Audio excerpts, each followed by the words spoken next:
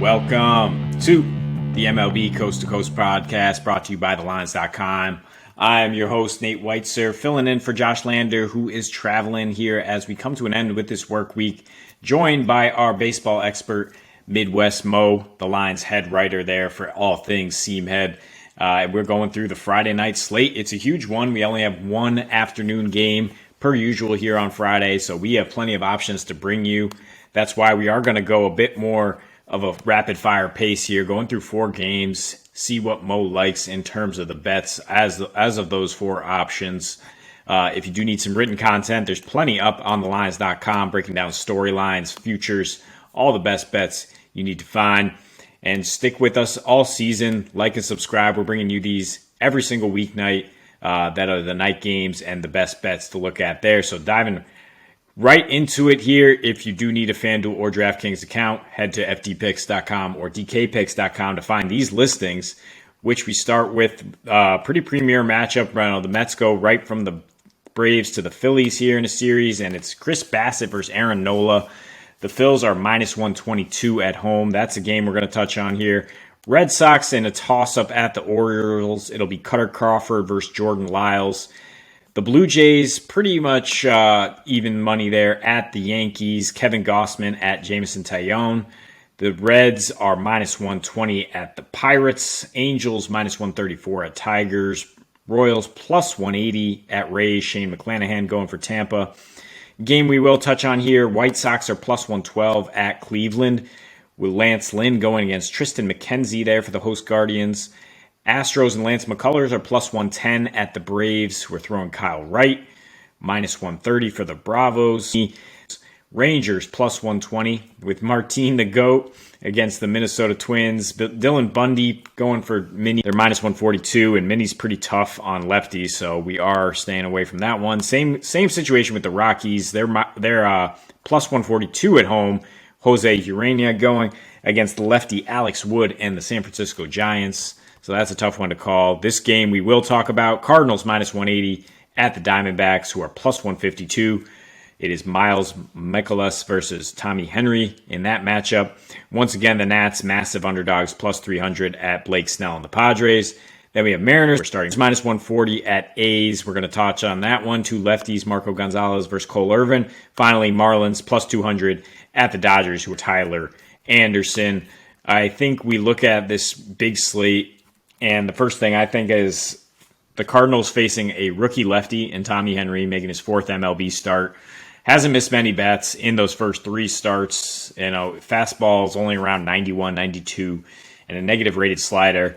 Cardinals are the best team in the NL against lefties in terms of weighted runs created plus, best WRC plus since the All-Star break overall, lowest ground ball rate against lefties, hitting 291 against lefties since the All-Star break. Any reason not to jump all over this other than the money line being minus 180? Not the greatest juice there, but I mean, it seems like a fantastic matchup for the Cards offense. Yeah, it definitely does. I think I was even seeing some minus 175s actually out there, and that's obviously a little better. That's like right on the border of where I think I would bet the Cardinals. This one's very, very close for me. It all just depends on, honestly, what Tommy Henry is exactly. So, we have a very small sample size. Obviously, I think 3 starts.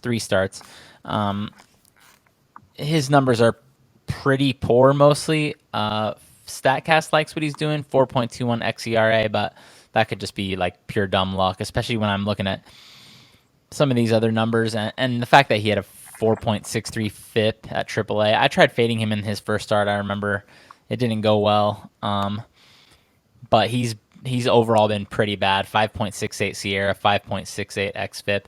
Basically, what I'm getting at is if Tommy Henry is replacement level, then I think there's probably not enough value to bet on the Cardinals here. But if he's like, his replacement level is usually like around 5 ERA, I think. If he's like more like a 5.5 ERA type of pitcher, which some of his peripherals definitely say he is, then I do think the Cardinals have a little value. So I think if you just don't believe in Tommy Henry at all, which I really don't, this is worth a small play. Just like you said, Cardinals smacking lefties, and Tommy Henry looks like a pretty bad lefty.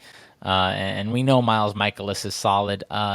Some things maybe not in his favor in this one, I think would be, I believe Arizona is more of like a fly ball team, so they don't maybe fall into his little ground ball tendency that he wants. I guess they're kind of in the middle now, so that's a little better for him. So I do think the Cardinals are playable if you're just like totally out on Tommy Henry, basically. Yeah, and if you're trying to ride that hot streak that the Redbirds tend to go on this time of year, big matchup here in the NL East. Two really good pitchers that lean on their breaking stuff, and Bassett and Aaron Nola. They actually faced off just a couple weeks ago. Bassett allowed nothing. Nola went 8 innings, allowed 1 earned, but took the loss here. I mean, his hard luck against the Mets is pretty ridiculous. You look at 8 meetings the last 2 seasons. He's 1-4 despite posting a 2.6 ERA in those games. And this season, with runners in scoring position, he walks basically no one. His BABIP of 364 seems a bit unlucky. And there's plenty to look at Nola to say, like, he's been a bit unlucky. He continues to plug away and post quality starts for the Phillies. And I think how deep he's able to go is maybe what this matchup hinges on, because both these teams have struggled out of the bullpen over the last month, 6th and 7th worst ERA. With Bassett, I look at the one thing is his FIP against lefties. He gives up a really high home run to fly ball ratio against lefties, especially on the road. And with Kyle Schwarber back in the lineup for the Phils, they still don't have Bryce Harper, but they have that pop. I lean towards Philly here, minus 120 personally, but I think the total of 8 runs is a little high either way when you look at how consistent these guys have been in terms of turning in quality starts. Yeah, 8 runs does seem a little high to me. I would honestly have expected a 7.5 here. I think if you can get a little alternate line action here, like maybe under 7.5 at plus, I think that's pretty good. Just, man, I actually, when I was looking at these pitchers, I dove into their stats a little bit today, and I actually upgraded both of them in my numbers. I mean, Aaron Nola is having a career season. He has not had a season this good since 2018. And even then, his Sierra was way higher than it is now. This is the first time he's had a Sierra under 3 in his career. And it's crazy because despite some lost velocity, it's just not affecting him at all, even though he really hasn't changed his pitch mix at all. So that just tells me he's got that veteran savvy that you're always talking about, that his pitch ability is just getting better and better. And yeah, I also think Bassett's been really impressive too, though. So two great pitchers, 2 good lineups as well. Like you said, it does look like Kyle Schwarber is going to come back, so that makes the Phillies lineup quite a bit better. But it does also downgrade their defense, but not as big of a deal when you have Nola on the mound for sure. I actually do believe in both of these bullpens too. So surprisingly, in the Phillies case, I definitely did not expect them to have a decent bullpen, but they've made a couple moves, and then like Anthony Dominguez staying healthy has been huge. He's been very good for them. So I do expect under 8 to come home here. Not sure if I'll play anything here, though. I did think the money line was pretty fair, honestly. So just going to hope the Phillies do it for the Braves here. Yeah, and then swinging out to the West Coast here, Seattle at Oakland. And speaking of bullpens, I mean, I think this is a pretty big mismatch. The Mariners' 5th best bullpen last 30 days, A's 9th worst. And we got 2 lefties on the mound here that are pretty comparable, just, mediocre arms, about 4.5 projected ERA. Marco Gonzalez against Cole Irvin. Irvin, the weird thing about him is his fastball rate's so high, but he's given up 10% barrels this season. So I don't know where the mismatch is there in terms of, leaving plenty of balls over the plate with that fastball that is not particularly fast. And the A's are the worst. They're on pace to be the worst home team of all time right now, 17-38 at the empty Coliseum. They've lost 5 straight at home, lost 10 of their last 12 overall. Gonzalez, has done pretty well against this particular team. 4-1, 3.8 ERA his last 8 against Oakland. Oakland has the highest ground ball rate against lefties, plays into his hand a little bit, and Mariners' highest walk rate against lefties. So, I mean, obviously, there's a lot more to fear about this Mariners lineup than the A's, who have just been rebuilding and don't have a ton of weapons. And it seems like they're the little brief hot stretch around the break has kind of fizzled out. And like I said, 10 of their last 12, they look like an easy target here for the Mariners. Yeah, I'm seeing some Mariners minus 135. I think that's barely playable. I wouldn't go any higher than that. So we'll see where the line moves overnight. This one, I would say the pitch type info is really giving me a lean to the Mariners here. One thing I'm always looking at with Marco, he's basically only got one good pitch. It's his changeup.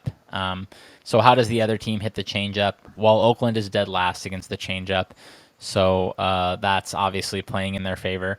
I also honestly think the Mariners, I mean, they have like a solid number hitting lefties this year, but I think it probably underestimates their lineup against lefties because, they just got Mitch Haniger back. Carlos Santana hasn't been there very long. Julio Rodriguez was hurt. Ty France was hurt. Like, they've had a lot of injuries to key right-handed bats, or just like I said, Carlos Santana hasn't been with them the whole time. So I think the numbers might understate their ability to hit lefties here, and I am definitely leaning toward the Mariners. I'm gonna see if I can get a little better than minus 135. It's right on the border of where I would play it. Fading Cole Irvin hasn't been good to me this year, but I think I'll probably try it because if they can't hit the changeup, they're going to have a real tough time. And like you said, I mean, the biggest thing, the bullpen mismatch is monstrous in this game. Yeah, and then you look at this last game in the center of the country, Cleveland, the number one bullpen the last 30 days, and Tristan McKenzie. I mean, I wanted to back Lance Lynn here. I think he's coming around in the second half, and it's a decent matchup for him, despite the fact he got shelled by the Guardians 2 times ago. Came back with 6 shutout innings against them recently. Then I look at McKenzie, and he's been even better since the second half started. Really, he's been unlucky in 3 of his last 4, but some of the peripherals are extremely impressive. FIP under 1.9, and very limited hard contact. Lynn, in the right versus right matchups, he gets it done. The question is, the Guardians have enough lefties to stack against him in order to get any production here.